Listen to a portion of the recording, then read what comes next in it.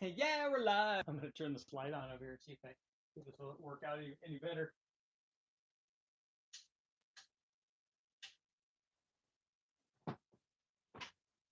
Let's see here. We're working on technical difficulties going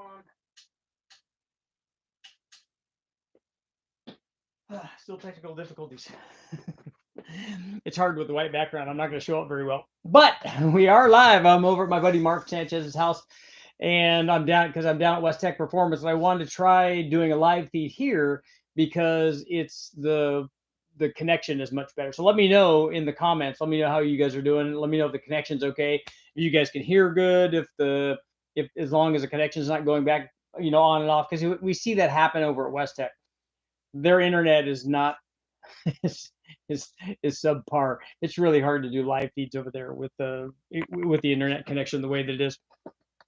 But over here, Mark's got it going on. He's got it dialed. Unfortunately, I don't have. Well, we do have kind of a cool car thing going on. We got a little flathead here. See, there you go. A little flathead Ford. That's kind of awesome.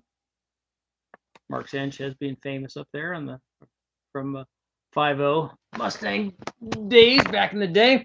So the reason I want to talk to you guys tonight is because I'm finally actually getting projects done. I brought the L78, the 375 horse 396 down with me to West Tech, and I'm glad that I did because a couple of things have happened that I wouldn't have probably been able to solve at home. Although I may have, it just would have taken more time and money because the guys at West Tech have tools that I needed to get some things done. Unfortunately for me, I having this motor in my garage for a long period of time over winter, and we have our ducting for our dryer going into the garage, unfortunately, and so some of the machine surfaces on the freshly machine block and stuff, some of those got some surface rust on them. It's not bad, but it's just time consuming to have to get those off, and then especially in the lifter bores. So getting those out was going to be a little problematic getting access to that. But lucky for me, the guys at West Tech, I walked over and they had like a lifter hone, and so you know, excuse me, just ball hone the lifters, and away we go. And it was just fine.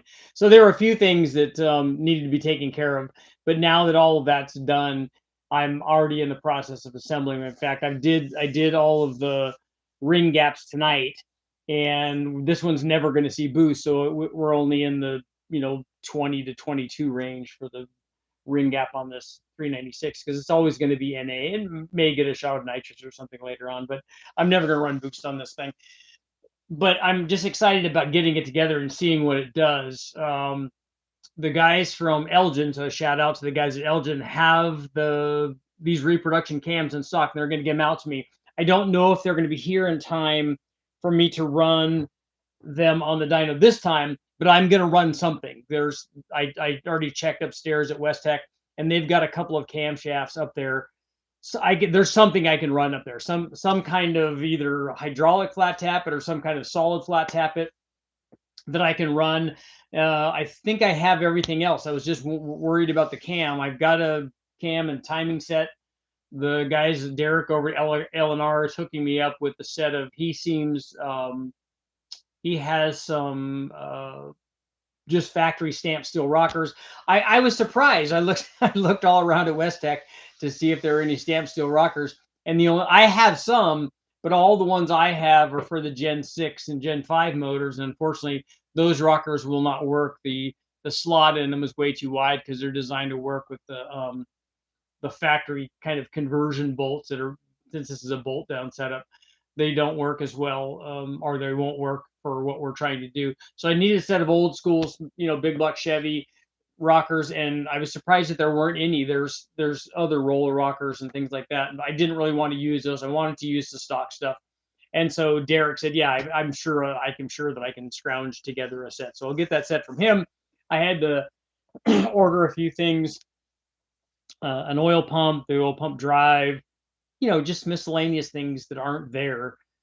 and then hopefully, fingers crossed, we'll know, and I'll be able to adjust from there. But the other thing is, whenever you get the easy part is getting the oil pump and the oil pump drive shaft, different big block and small block.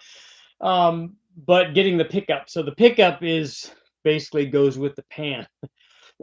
So right now I just have a pan for it, which I think is I told the person that I ordered the pickup, I said I'm pretty sure it's a Chevelle pan. So we'll see. We'll see what happens. I'm gonna get a Chevelle pickup, see where it is, see if I can make it work and finagle it and get it to work. If not, then we'll adjust from there. I'm pretty sure it's not a Corvette one, but we'll have to see, and then I'll be able to run that.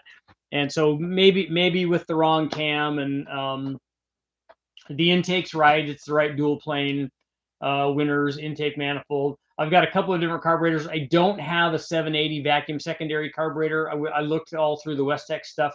I don't have one of those. I'll probably end up running a 750 and an 850, and then I might also try one of the new Edelbrock carburetors on there while we have it on there. So that'll be good. I'm trying to find some stock exhaust manifolds. I thought that maybe the owner had some of the stock exhaust manifolds because he has lots of these big block Corvettes. And so I thought maybe he had some. He said, no, if I have some, they're on a car, or we've already sold them because somebody wanted some for some numbers matching deal that they were putting together. So I'm going to run some kind of stock exhaust manifold on there before we run some kind of header on there too, to find out. It's always a discussion on these original big blocks. How much did they really make with the stock exhaust manifolds, and then how much better were headers? I know that we've run this test in the past on big blocks, and it's a pretty sizable amount on some of these big blocks that are making some decent power. So I'm excited about this one. And I also wanted to give a shout out to the gentleman, I think he's from Sweden, that was on, not last night, the night before. We were talking about the different horsepower ratings for this L78, and in 65, and I thought only in the Corvette it was rated at 425, but he was right. It turns out that, and I'm glad that he corrected me, because it made me go down this rabbit hole where I found out some more information that that's more subterfuge with the ratings numbers. But the 425 horse 396 was also available in the full size cars. It was available in the Impala. So shout out to him for pointing that out, and that's awesome. And that's why I love coming here and talking to these guys, because I get to learn stuff. But not only did I get to learn that, because as soon as I got off from that live feed, I went to my books and read about it. I'm like, yeah, sure enough, it's there. But the other thing that was there, that the other added benefit that I got out of this from him steering me in the right direction, was that I got to learn about the L37 big block that was also available in 1965. It was a 365 or 375 horse 396. But here's where things go awry. after 1965, even just in 1966, the 375 horse 396 was an L78, and it was that 425 version was no longer there. And everything about the two motors is exactly the same. The compression's the same, the heads are the same, the intake manifold's the same, the carburetor, all of that is the same. So were they just playing ratings games with that? The other interesting thing that happened is the 375 horse 396, this L37, had a hydraulic cam and not the solid cam. And then when it had that motor carried over, the configuration of that motor carried over for 66 and later on, but was re-rated at 365 or 60 horsepower. So everything was derated basically from what it started out with. And I got to learn about this.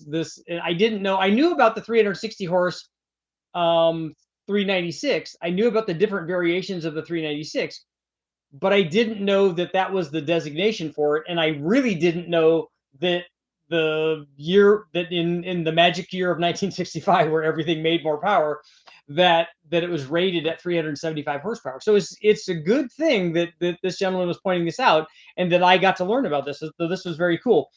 But I've had a few, as you always do when you're putting these motors together, I had a few, we're, like I said, with the rust, we're cleaning the rust out. all of the, and rightfully so, when Bostic Racing did all the machine work on this thing, all of the oil plugs are out, and all the freeze plugs are out. So we, or the the block plugs. Yeah, the freeze plug, block plug thing. So we're getting all those in and getting, getting sealant on all of those and all of that stuff. That's all good. I just did all the ring gaps. The other, a little disconcerting thing with the, and again, just time consuming because we've already solved the problem. And luckily I have that. In fact, I was going to use it in the photo, but I have the Total Seal ring gap machine with the little spinny wheel on there. I'm glad that I did, because doing this by hand would have taken a long time. The rings that I bought on the box say for the right bore size and all that, and I figured they're a file fit ring, so I fully expected to have to do file these to work. But when I went to put them in, the rings would not go in the bores unless the rings were overlapped. So not only did they butt together, but they overlap. So I'm like, yeah, that's not good. So I checked the rings in the pistons, and they're the right thickness going out, and the right thickness, the right length and width, or height, but they're not the right length. They are the right height and width. So what I had to do is I had to cut about 100 thousandths off of the rings, and so that worries me. But I'm in make it happen mode, so this thing is going to run. So it just took longer to do the rings than it normally does, and it looks like that's going to work. So we'll see what happens. And then while I was about, there's about 4 rings into this, and I do all of the top ring and then all the second ring. And then what I did was I did one ring and kept cutting and cutting and cutting until I got to where I want. I'm like, okay, I can cut like 90 out of all these, and then that will be our new starting point. At least they'll have gap.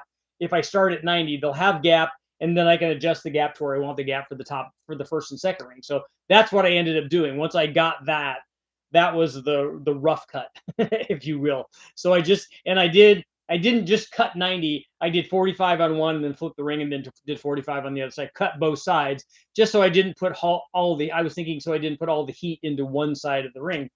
So I did that. I did 90s on all of them, and then adjusted the rings. So obviously that took, a fair bit of time. But while I was about after I was about 4 rings into cutting the top ring, just getting started, I'm like, this has me worried now that these rings are this big. What's going to happen with the oil ring? Because I'm not going to be able to cut the oil rings. Those have to work or they don't. And luckily they did. So I don't understand. Like, I could understand if the oil rings were all too big. If everything was too big, I'm like, okay, this is the ring set was not boxed correctly or whatever. They're the wrong size.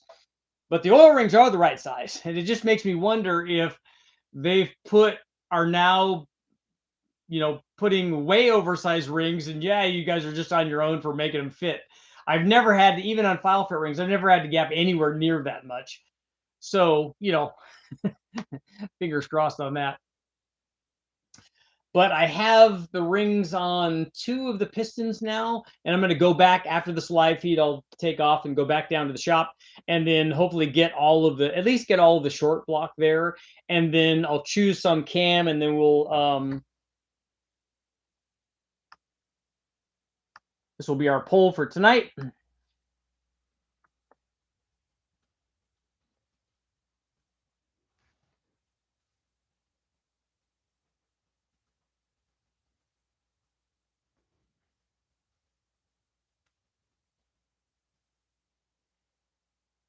Should I pick a bigger than stock solid lifter cam to get things started? If the Elgin stuff doesn't show up in time to run this thing on the dyno in the next day or two, should I pick something that's bigger than stock to run this thing? And we're going to break it in the same procedure. It's not going to make any difference. This has a dual spring with a damper. I'm going to take out the inner spring.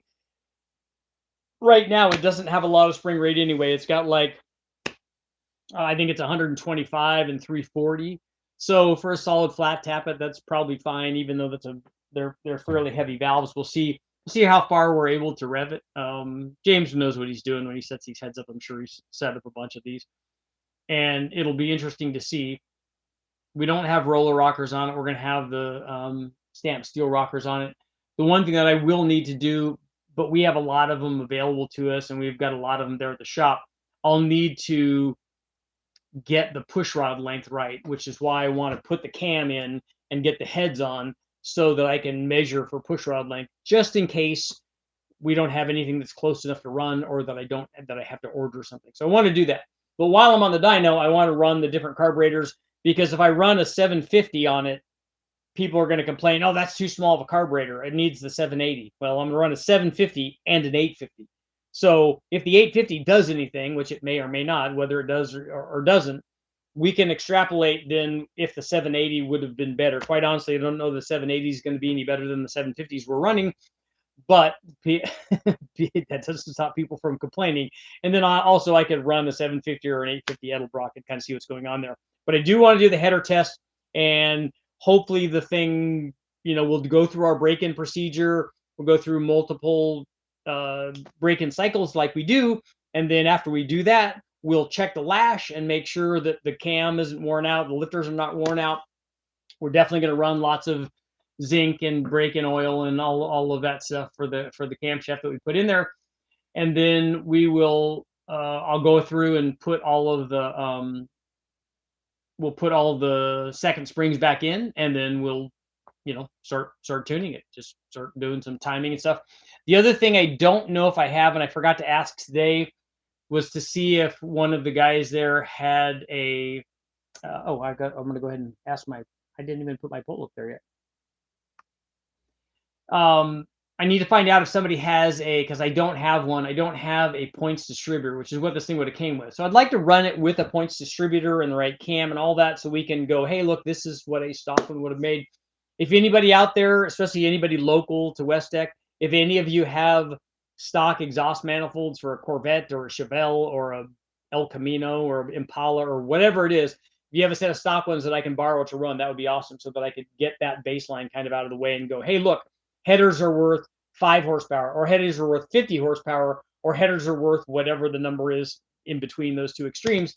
I can tell people that, hey, yes, they are definitely worth power. And then the other question that people are going to ask if I do that test and we'll run stock exhaust manifolds and run headers is, guys are going to ask about specific ones. Well, what about the ones that came on the Corvette? They're longer and they aim to the center, and those have to be better. And they might well be. They might be better than some of the more restricted rear exhaust ones, like the ones that are on the Camaros and stuff. Because of packaging, they might be better. But if we have the stock exhaust manifolds and they're restrictive, and then we have headers and they make lots of power, the other one is going to be in between there, more toward the stock exhaust manifold than the header, certainly if the header makes a sizable amount of power. So we kind of know that will be fairly obvious. But I'm very excited about the 396. I started doing the math and going through the list. I made a list because I brought one of my notepads, a dedicated notepad down, that I have the listing for all the things that I have for the 396. I'm like, you're only missing a couple of things here. You need to get this thing done. And then, like always, like all these projects, you're like, oh man, all I got to do is just take the bag off and put the bearings in, throw the crank in, and away we go. And it's not that. It's never that. And having done this for a while, I know that it's not that. And so, but that doesn't stop me from like, okay, head down, this is going to run. I probably on this trip will not be able to get to the 2.2 liter Dodge, although I did talk to Ish about that. We have our plan. I want to run the LS and get those cams done. If I run the LS, the next motor that I might put on there is the 8.1. I have a cam for it. I think we have springs for it. I'm letting my buddy Andy, borrow my Dart manifold that he's going to run on one. So maybe I'll shoot some video of that. So we'll have some, so we'll hopefully have some 8.1. And then I have a 502 camshaft that I can do as a cam swap on the 8.1. And I also have from Amos, I have the modified intake manifold, and if I can get it back and the scheduling is right, I can also run that Dart carbureted manifold on there. So we can see, there's a lot of potential there. So let's see what people have. Let's see what people are doing. Everyone's in the house. Connection seems pretty minty. They're good. I like to hear that. I'd like to see an episode done on dynamic compression ratio for LS alloy engines. So what specifically do you want to know? My guess, I'm gonna go out on a limb and say you're gonna want to know how much dynamic compression can I run on 91 octane, and I'm gonna answer the same way that I always answer, and I could talk about that on one dedicated to dynamic compression. Everyone should have a flathead in their house. Yes, it obviously needs boost. It's got manifolds on it that all merge together right perfect for a turbo.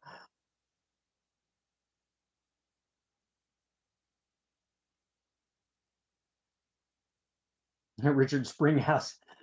No, this is me not being able to afford a hotel when I come down here, and people feeling sorry for me and putting me up. It's very awesome.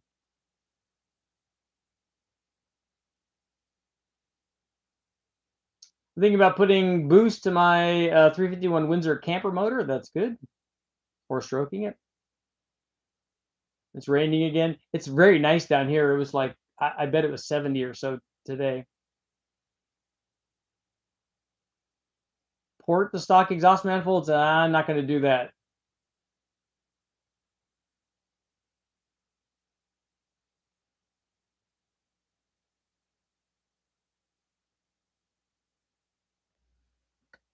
Yeah, I think that the guy that was talking to me about the full size stuff said he either had one or that there was one there, which a full size big block, and it was a stick car too, which is awesome. So a full size big block Chevy Impala in Sweden. I think that that's awesome.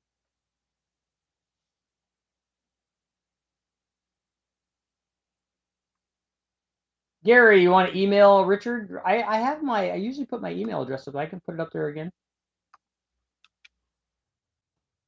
And it's on the channel too.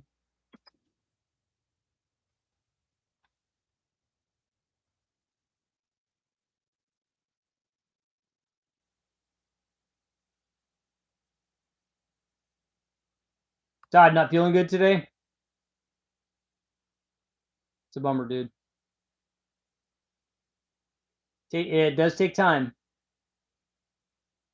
How's Alan doing?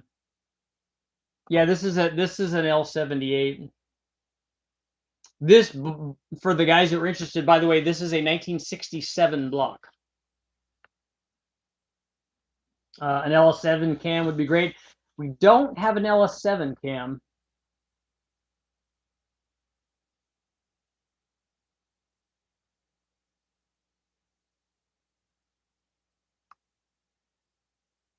Russell, you like watching the police chases?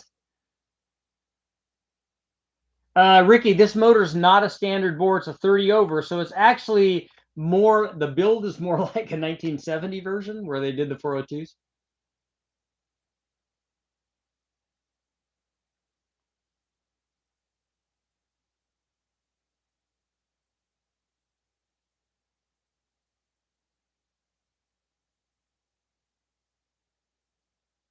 It's flat tab, it's solid cam, lifters, just make sure it's 100% USA made.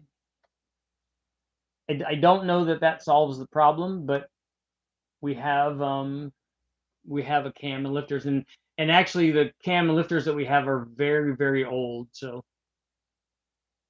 Richard, do you need a 1965 396 Holley main body? That would, is it a 780 then?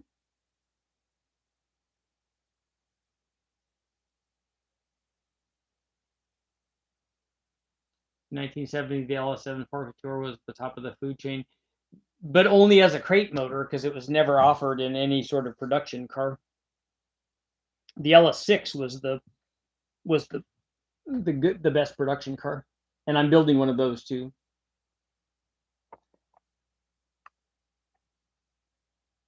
The heads on the motor are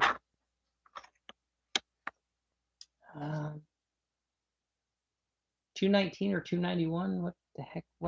I'm trying to remember. They're not 990s, I know.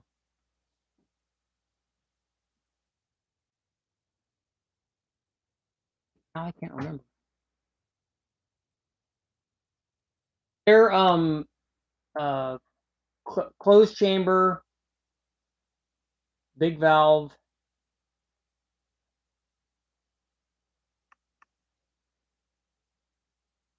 They're the correct head for this build.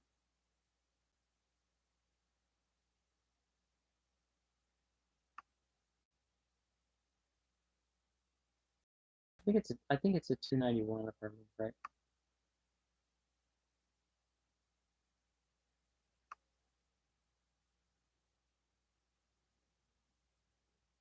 right. Thinking man, I don't want a 750 Holly, but the 780 vacuum secondary ones with the metering block in the back would be what was on there. Overbuilt in the house.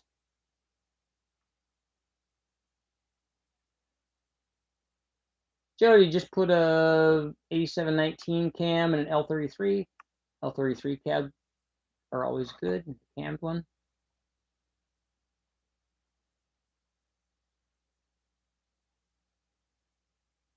Have you tested the Dorman truck manifold? Yes, I have. And the funny thing is that at least the one that I tested, and I don't know if there's a different one out that I haven't tested, but the Dorman truck manifold looks nothing like a fast. It looks nothing like a fast LSXR or an LSXRT, and it performs nothing like either one of those either. At least the one that I tested. The one that I tested wasn't even as good as the stock truck manifold.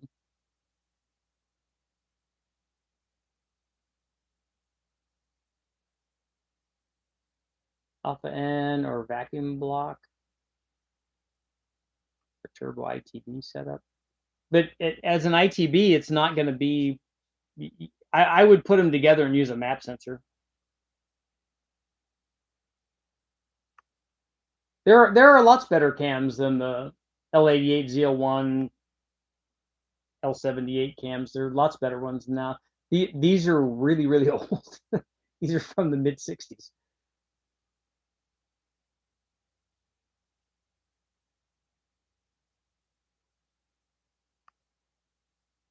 Richard, you have Superflow air hats? Yeah, the Westech has air hats.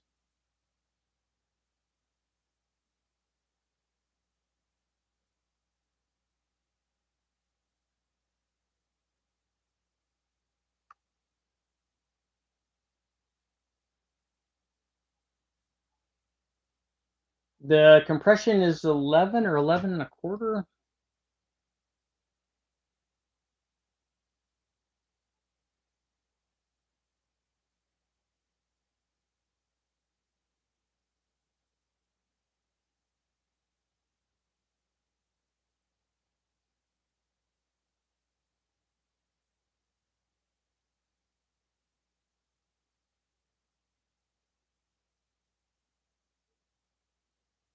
Yeah, it's 11 to 1.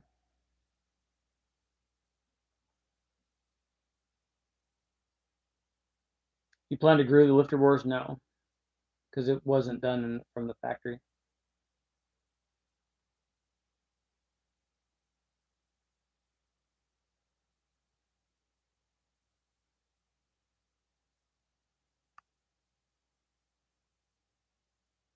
Yeah, it's 3/4 race cam. That's what I need to put in there because I don't have the factory cam.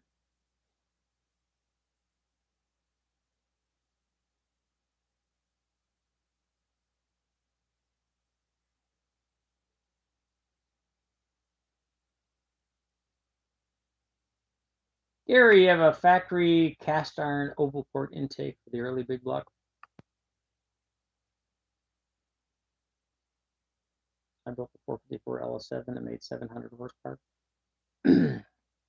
That's a lot.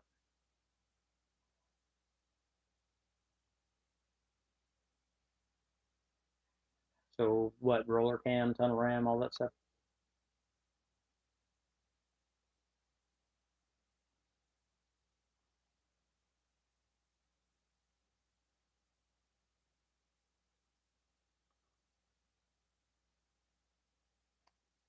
I have a 961 block that requires the groove number 5 cam bearing. Does the camshaft require to have the groove as well, or just the bearing? You can do it with just the bearing. You'll get more oil flow if both of them have the groove.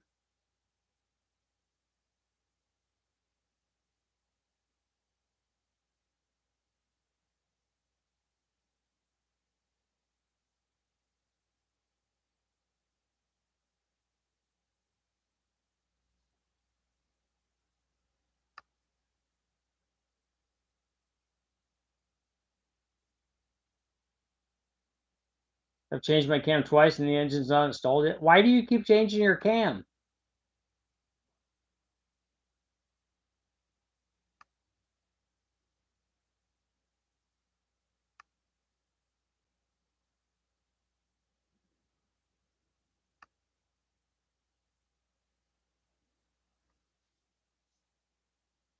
Jim, it just needs to be what the factory is.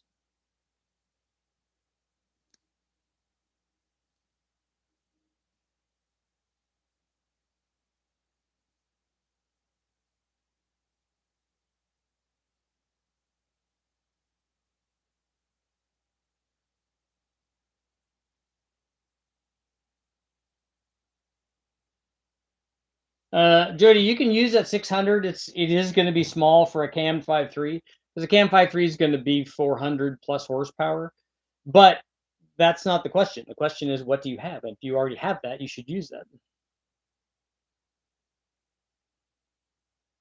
Richard, crane cams are factory spec. Okay.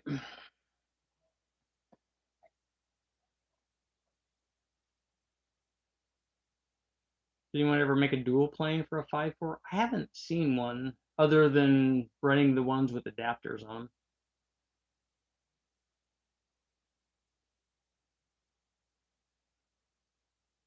I don't even know, Jim, are crane cams even still available anymore?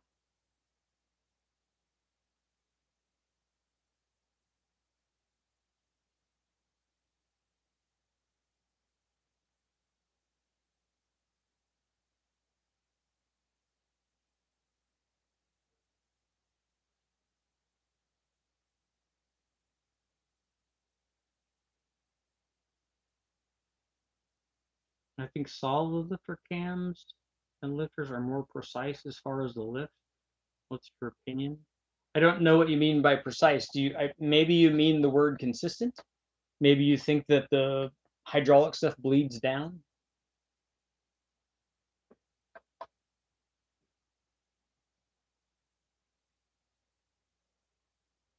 Didn't think you'll ever do a Big Bang K24A2. Well, I have one of those that we're doing already.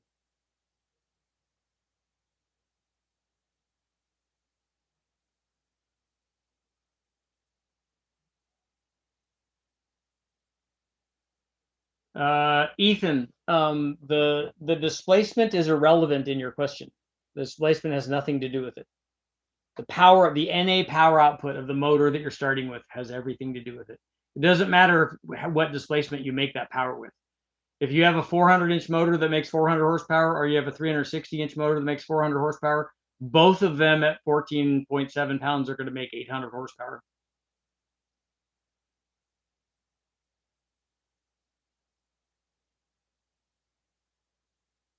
I know, Jim. I know crane was bought by Comp. My question remains the same. Can you still get crane cams?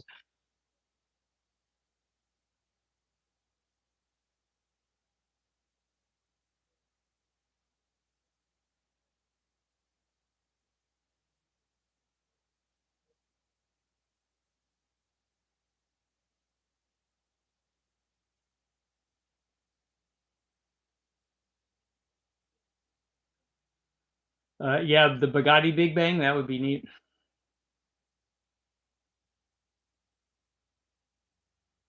LS6, L72, L78 are all the same. They are. That's why we're going to use the same cam in the LS6 and the L78.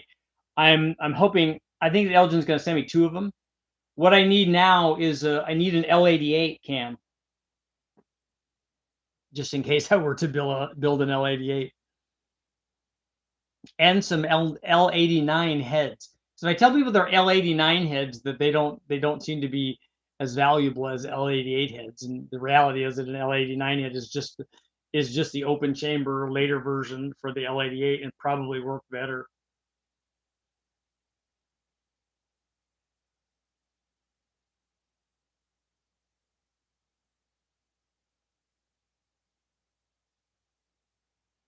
Richard, I have a quick question. Who makes this motor that you're talking about? I have a 12-to-1 compression, 5.5-liter stroker V10. So is it an Audi or something? E85 LT headers, long tube headers, exhaust intake. Is there any type of power adder I can do? It's relatively safe. Why do you want to do it at 12.5-to-1?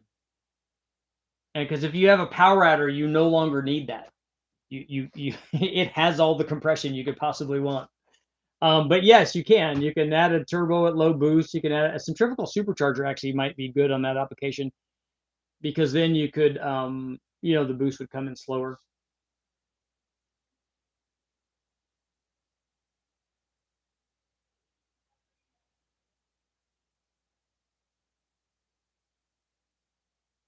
Really wanted to boost my stock bottom end LS1, you can. Just sent you an email for the card we're looking for.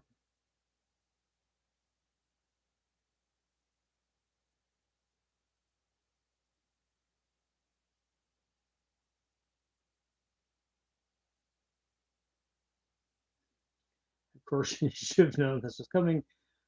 But as for your 396, the LSA should be narrower. The LSA should be whatever the factory LSA is. That's the right LSA because we're building a factory motor.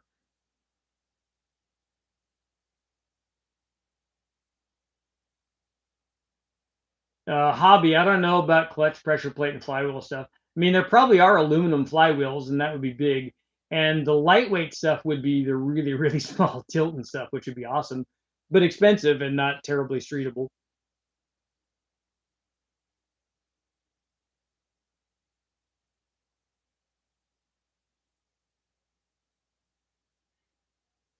Hot mess. You don't gap the oil rings. They need a minimum of about somewhere in near 15. They don't really get a lot of heat. I always put the top and second ring the same because it doesn't seem to matter.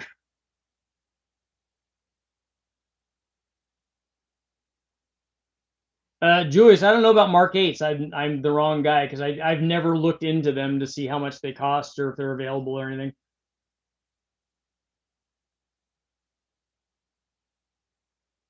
Terry, I don't know the specs on those off the top of my head.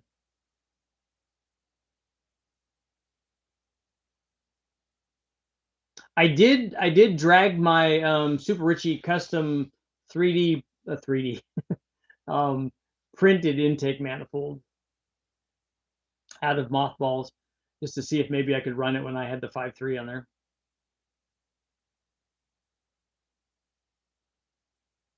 BMW V12, okay. Yeah, Jim probably knows what this, or probably has access to the specs. I don't have access to them here. I guess I do. I have access to the internet. Getaway, what's up?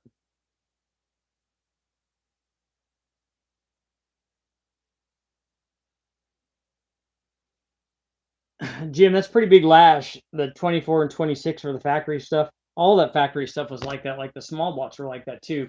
Tight lashing, the thing certainly has helps them make more power, at least more peak power.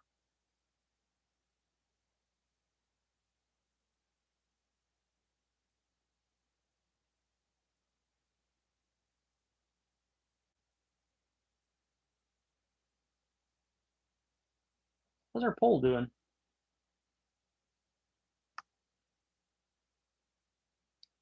Should have picked her bigger than stock saw lifter can to get things started. Because I also have there's some fairly mild hydraulic flat tappet stuff there too. Like 218 or something.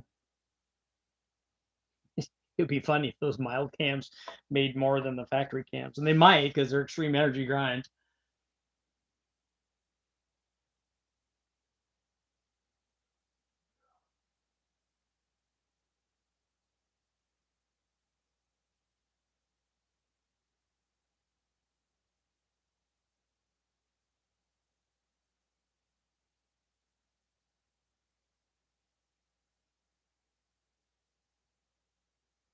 Jim, I don't know what you're saying. Tight lash doesn't do what? So slow in the lift off of the seat.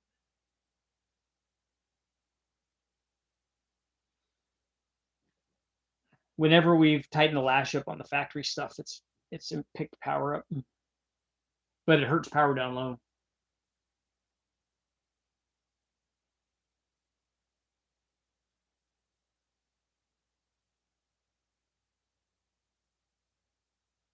Special agent, I don't know what people's reasoning for doing firing order changes is. It's not for power because they're not getting power.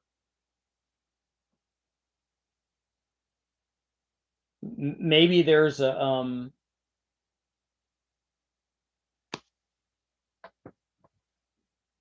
I know what the factory did it. They did it for second or third order vibration is what their description is talking about. So maybe you could argue that the engine would last longer or something.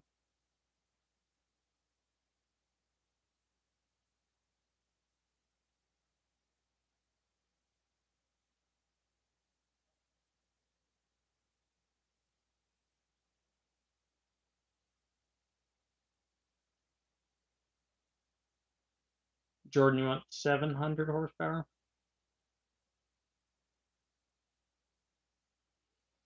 That's good power, yo.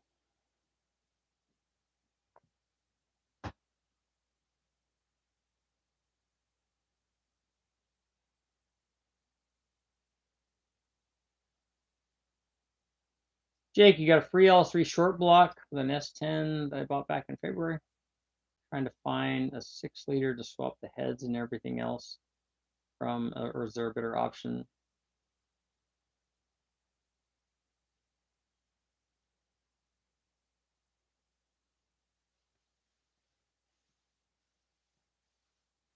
Yeah, if you get a 6-liter, you're going to get 317 heads. So I don't think that that's a good head to put on there.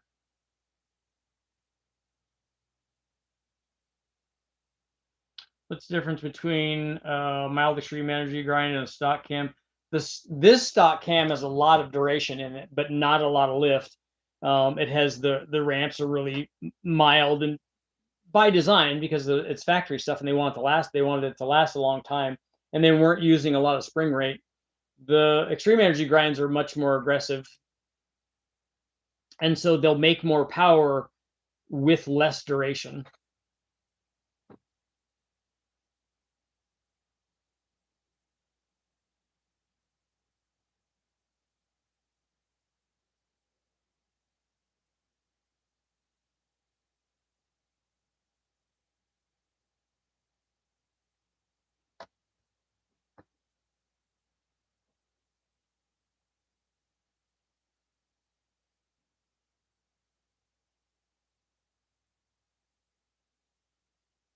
Yeah, Jim, 520 sounds right.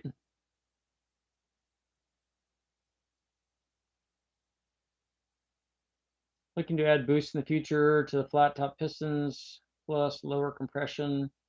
Those heads on pump, I thought it would work. It will work fine. You'll be able to make whatever power you want to make with whatever size turbo you pick because the motor will do that. If you have a 6.2 with heads on it and a cam in it that has some kind of NA power, it's just math to tell you how to get to the whatever power level you want as long as your turbo will support that.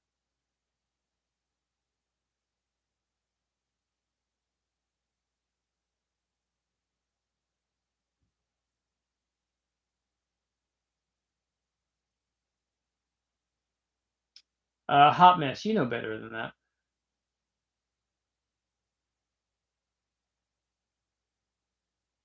Dan, can I use the LY6 intake? You can use the LY6 intake on rec port heads, but not on cathedral heads.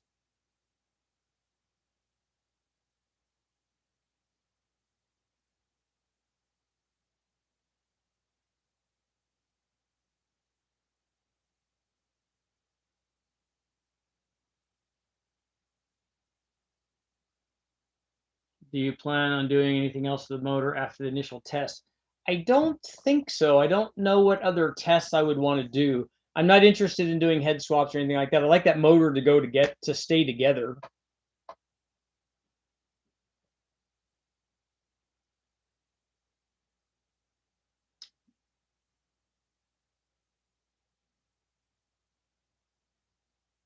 I don't know what else I would want to do to it. Because I have right behind the 396, I have the 454 that needs to go together. So I want to get that one together too.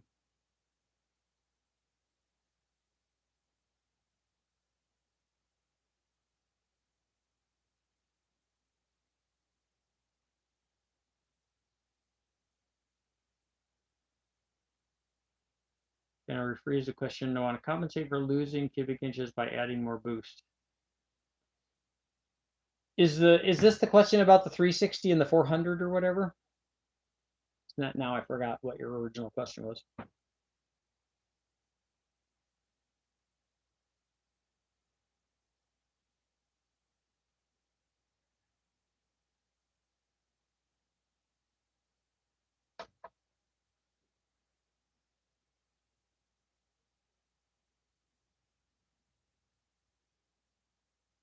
Just read in Hot Rod, the L78 and Z01 cam specs. I know that they, over the years of the L88 and the Z01, they changed the specs. But was the ZL1 a different cam than the L88?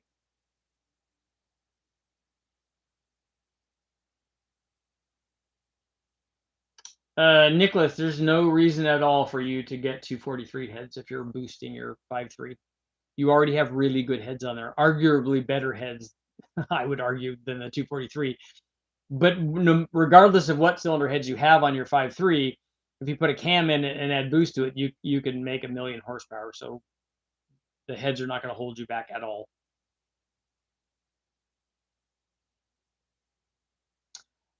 Ethan,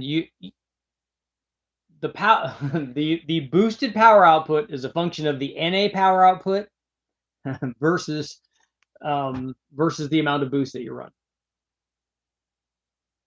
So like I said, if they both make 400, they're both going to make 800. If one of them makes 400 and the other one makes 350, one's going to make 800, the other one's going to make 700.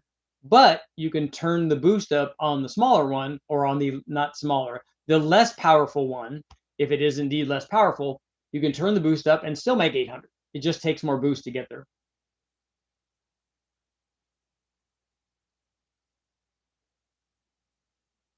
What's the best way to keep NA engine cool? The engine or the air going into the engine? It is to have a dedicated cold air source.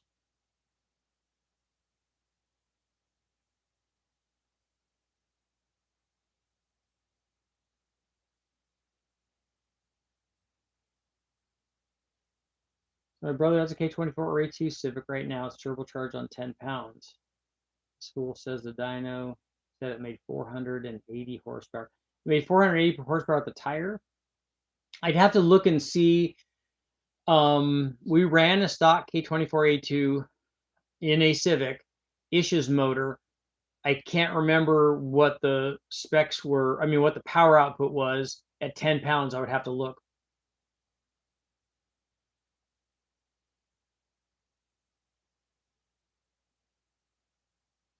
Richard, install an adjustable cam gear and perform dyno runs under preset cam timing and degree settings. So you just want to try advancing and retarding the factory cam?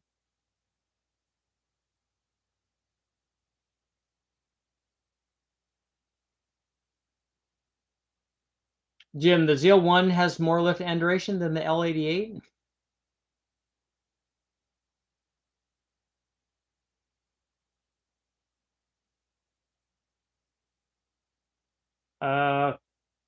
Oh, Kyle, you're building a 402?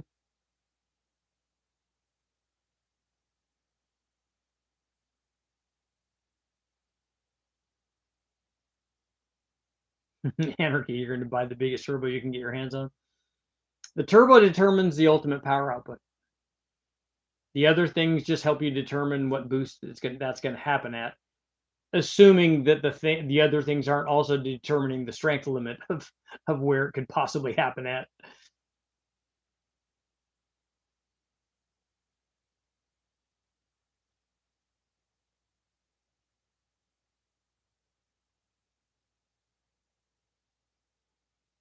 Nicholas, do your cylinders need to be cleaned? And I don't select the ball hone that I've been using on Junkyard Motors by grit. I select the ball hone that I use for Junkyard Motors based on the fact that it's the ball hone that we have, and it's not even for an LS, it's for a big block. So I just use that because I know that it's not going to be ideal, but it's going to be better than it was. But only if they're like super rusty or pitted or otherwise problematic, which most of them are not. Most of them I don't do that to. We just run them.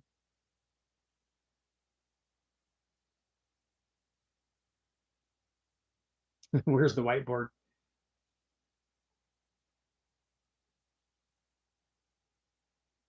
The L78, it would be a natural for the Nova.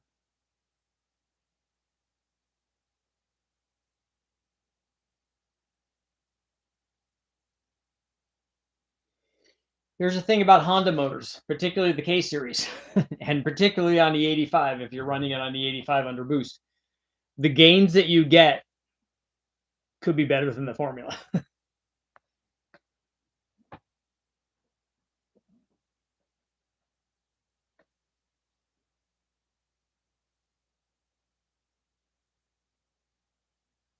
Why do I want LS3 injectors on a truck manifold? Is the height right for those?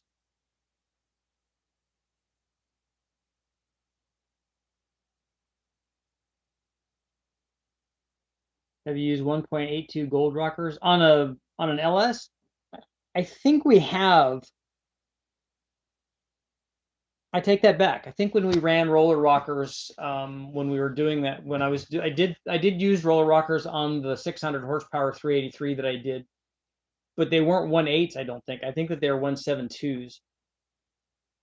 We have tried 1.8s on something. I remember trying them, but I don't know if they're the ones that you're talking about. We did try them when I ran all of the stock cams, and we ran the LS9 and the LS7 cam, and the LS7 cam on an LS7 has 1.8 rockers. So we ran it with 1.7 stock rockers and then tried to run 1.8 rockers, but ran into valve float because you do that with rockers. You need a lot more spring rate. And I think that we only had beehive springs. I think we had 26 918s on it at the time.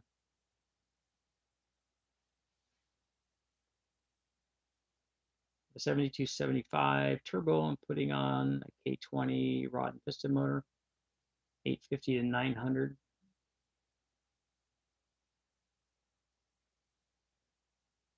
Is the 7275 FIS, is that forced induction or something? Is it like a real Garrett or something that can make that kind of power? Because the 72 millimeter turbo, 950 horsepower for a 72 millimeter turbo would be a lot.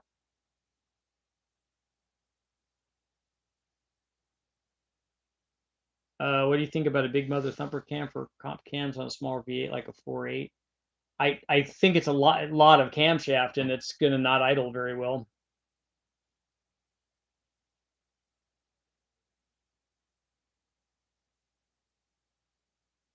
Yeah, Nicholas, I just put ring gap in it.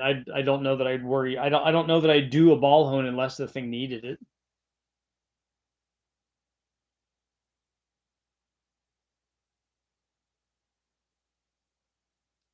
Really, Richard, the Holley Fab low rise direct replacement intake manifold. Have you tried that? I haven't tried the Holley stuff on a Hemi, if that's what you're talking about.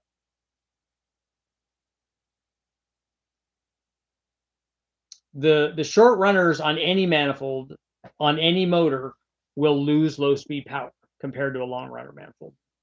That will happen regardless of the design, regardless of the promises that people make you. All of that, they will lose power. It has to. It can't not.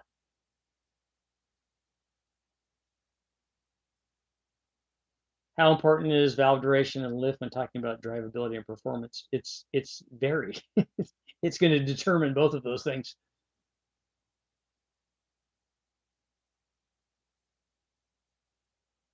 I want to try the rockers on a 6-liter with a Trek Norris cam and gain some lift. Okay, let me know what happens, but make sure you have lots of spring in it. You're gonna need a dual spring for that.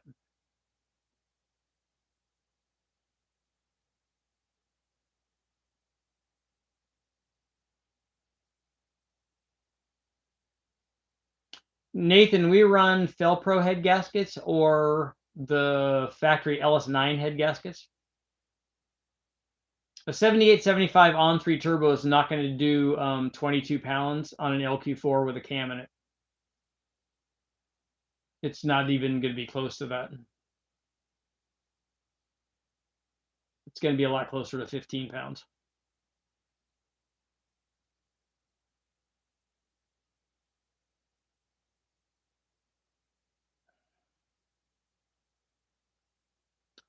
What am I going to put the big block in? Nothing. I'm probably going to, at the end of this, I'm going to sell it so that somebody can put it in something cool like a Chevelle or something, because I don't have anything to put it in.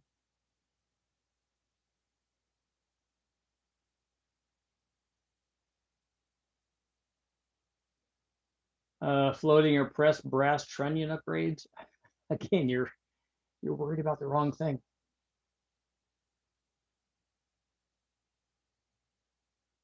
Would a quadrajet be a first on a 5.3? Is there a manifold that will accept that?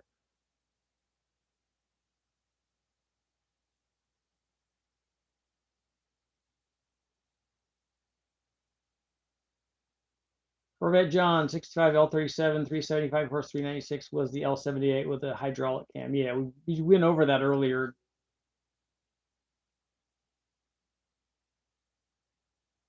The L37 Corvette John, the L37 designation I don't think was used again, right? But then what was the designation for the 360 horse 396 with the hydraulic cam in it? It was called something else, right? Oh, there we go. Yeah, I should just skip down and read what you were writing. At oval port heads, 10.25 to 1. Oval port intake. A 600 Holly. How did it lose all of that stuff and still make within 15 horsepower of all of the other one?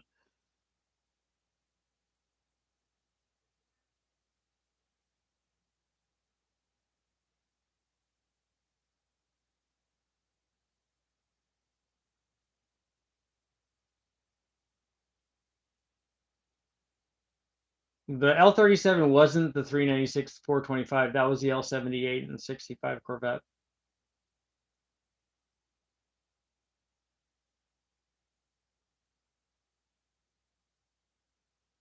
She did. Corvette John, don't these all seem like like they're not accurate, or like the ones, some of them might be accurate and the others are not accurate?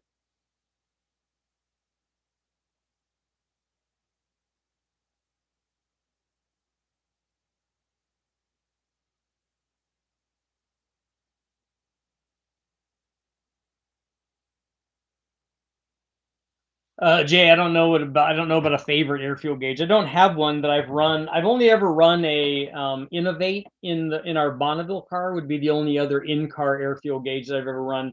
AEM makes stuff, and there's a couple of people, but I've never run one in the car other than the one that we ran in the Bonneville car.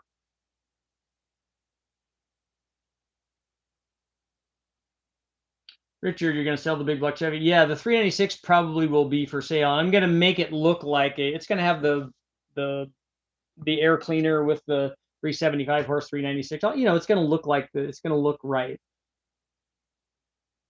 for somebody. It's not a numbers matching thing, so it's not going to be for that. But it's just for a guy that would want that kind of motor and be able to drive it around. Yeah, the L37 was in the Z16 Chevelle in 65. That's right. I have a question about turbos. This might be a stupid question, but what is AR right here? 0.96 and point. It's a the problem with trying to explain this to somebody that doesn't know what that is very difficult because they don't have a grasp. It's a relationship between the size of the housing and what is essentially a spiral port in the housing. It gives you an idea of what the flow rate is relative to its size, is the way that I like to put it.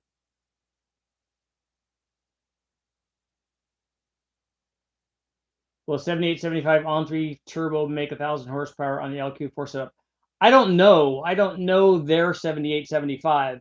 A 7875 Gen 2 or 3 from BS Racing probably will. It certainly should make 1,000 horsepower flywheel, not at the tire, I don't think. But I've not pushed one of those all the way like on a chassis dyno setup too. And is it a stick chassis dyno? Is it an automatic? All those things would come into play. A standard Gen 1 7875, I don't think is 1,000 horsepower turbo. At least the BS Racing stuff wasn't. Off topic, which eBay turbo for a 6-liter 160 horsepower diesel? How much more are you trying to make? How much more fuel do you have?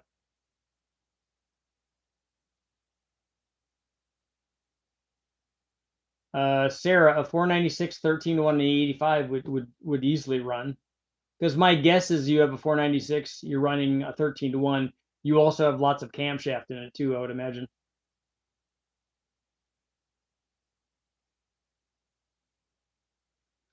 John, you're right. It did come with the better exhaust manifolds, and I talked about that. We were talking about that when this gentleman brought it up before.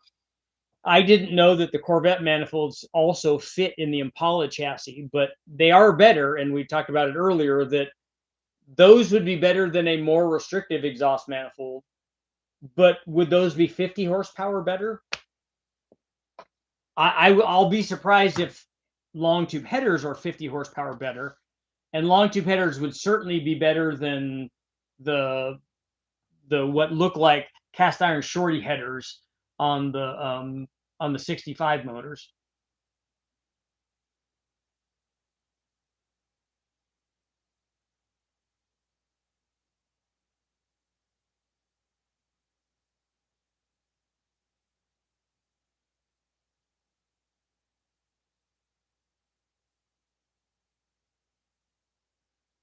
Roman, a bigger number AR flows more and will be therefore be a little less responsive, but it will have less back pressure.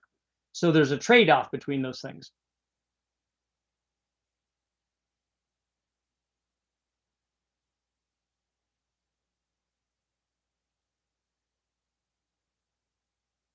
So that cam was different too, John. See, that's why I come here.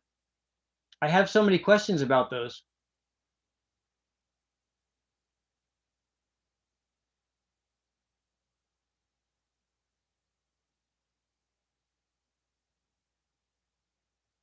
How is the Holly Sniper for a first-time fuel injection? I don't know which sniper you're talking about, but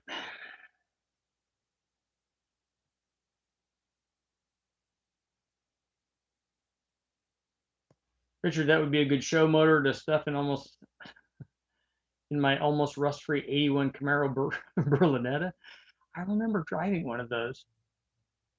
And it actually had hand controls on it because the girl that owned it had been in a car accident. It was the first time I did a smoky. I showed her how to do smoky burnouts with her hand controls.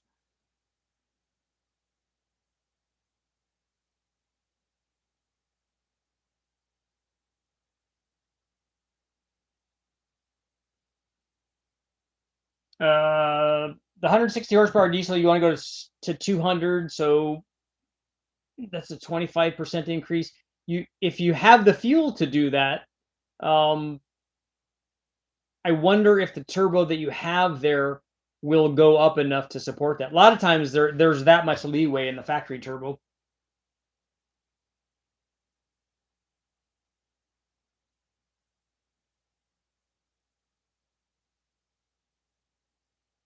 The recal, the L37 wasn't a solid cam though, it was hydraulic.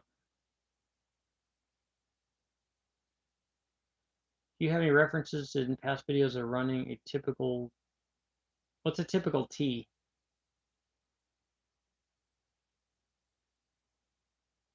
Yeah, Burns, they use the Holly Sniper thing on a million of their products, and it's confusing me because the people that are asking know what they're asking about because they only see one. They're only talking about one thing. But then I'm looking at the Holly catalog and there's 90 things over here and I don't know which one it is.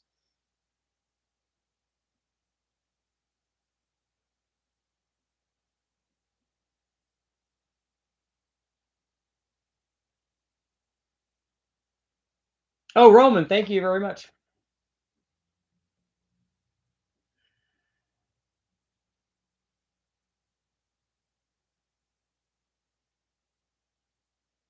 I'm adding turbo to an NA 6-liter diesel.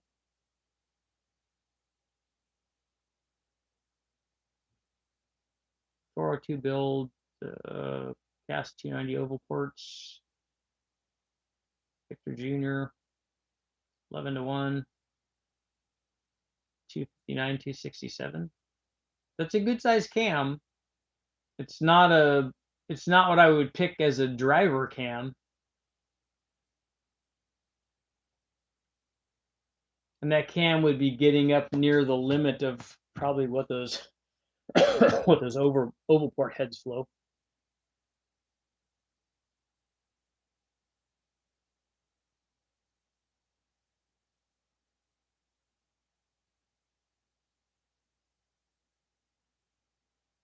I'm thinking that's a 6-liter diesel that makes 160 horsepower. It seems like not very much.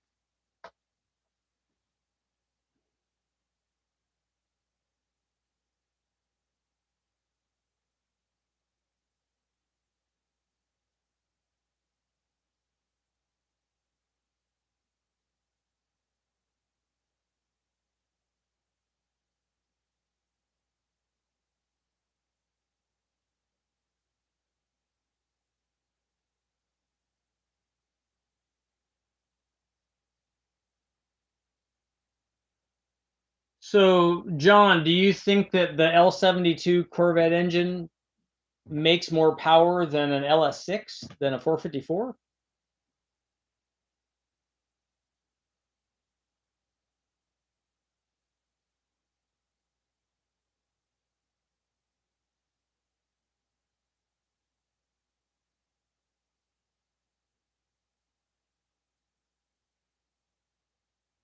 I have another motor 496, 15-1, Q16, makes 889. That's a lot.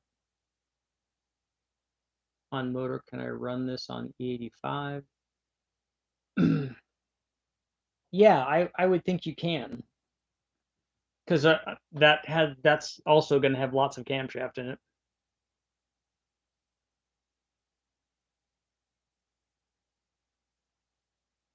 Yeah, Burns, would a 35 or something be good? I'm not a diesel guy, so I'm thinking of an HX 35 or something maybe for that.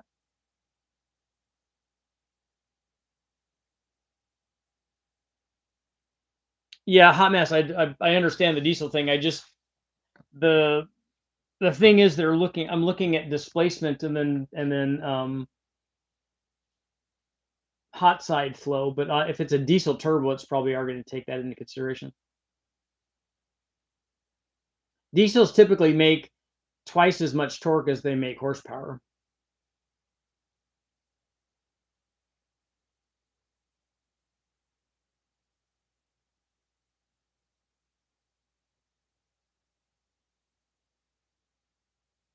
And the thing that I'm worried about on NA diesels is the fuel flow. Do they have enough fuel to support whatever this power output that they're doing?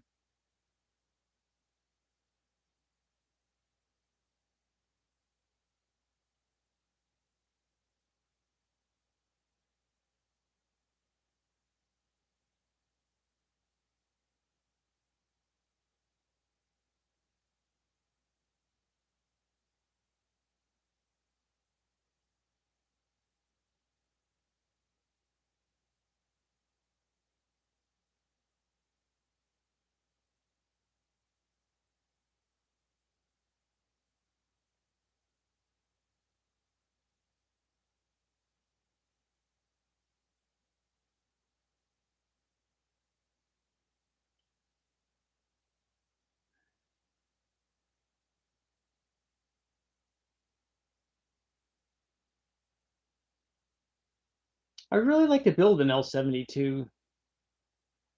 We'll get an idea on the 396. We'll get her versus the 454. My guess is the 427 is going to be in between those two.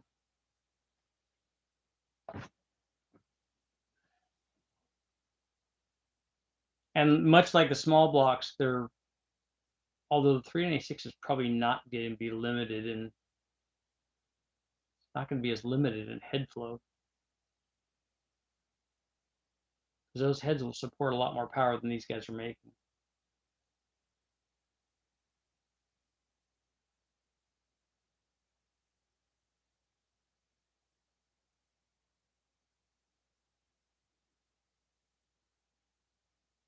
How much power can you get from the 273 LR cam? What cam is that? What are the specs on it?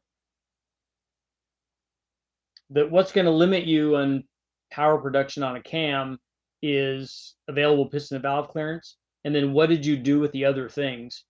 Continuing to put cam in it is going to have diminishing returns because you don't have enough cylinder head flow, and you also don't have enough intake manifold to take advantage of it where the cam wants to go in RPM either.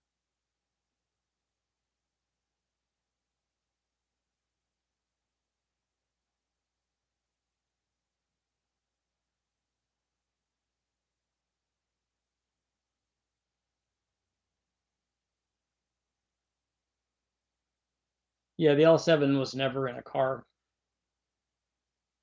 It's not a production motor. It was only a over the counter. And I'm going to close our pull out at 73 because I got to get going. I got to go back down there and put that freaking motor together. Got to do some short block stuff. Put some pistons in. Put some crankshafts in. Build 396. ASS 396. Thank you guys all for showing up. Hope you guys had a good night, and I will be back tomorrow.